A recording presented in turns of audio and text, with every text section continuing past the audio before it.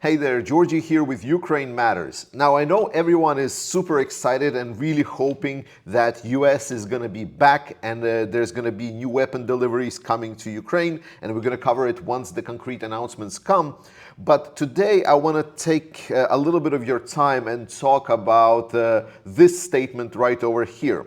So apparently, as Axios has reported, in his call, Putin told Trump that he wants to take the rest of the 4 regions in Ukraine in the coming 2 months, which is an interesting statement. And supposedly this was the statement that kind of convinced Trump to potentially rethink his position on Ukraine.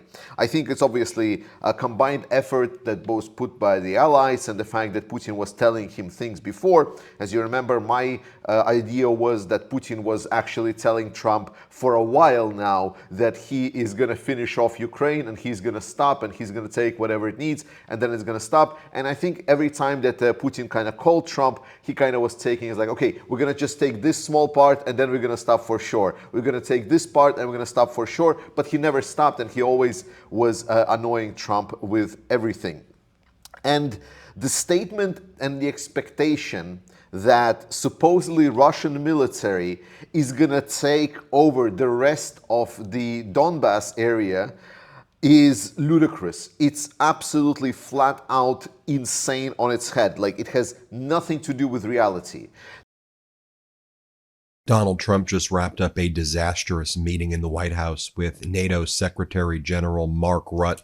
This was supposed to be the big White House meeting where Trump was going to unveil his really hard-line plans against Russia and potential sanctions. What Donald Trump announced instead was that rather than 2 weeks before he would decide if there was going to be sanctions against Russia, which is what he was saying in April, he's now saying he will impose sanctions against Russia in 50 days if Russia doesn't stop. Here, play this clip. And one of the reasons that you're here today is to hear that we are very unhappy, I am, with Russia.